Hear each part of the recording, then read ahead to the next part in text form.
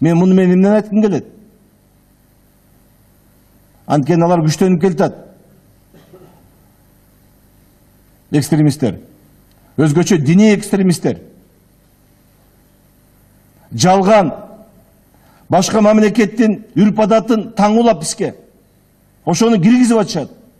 Муну биз ачык айтышыбыз керек. Биздин ата-бабаларыбыздан келген салтыбыз бар. Кандайдыр бир убакта жазуубуз болгондур, бирок кийинки учурларда жазуубуз жок болуп калган. Бирок жазылбаган үрп адаттарыбыз, салттарыбыз кыргызды кыргыз кылып сактап келген. 2200 жылдан бери мына билесиңер өткөндө мамлекеттүүлүктү биз белгилегенбиз. Жазылбаган салттарыбыз, ата-бабаларыбыз калтырып кеткен нукура салтыбыз ошол калыш керек.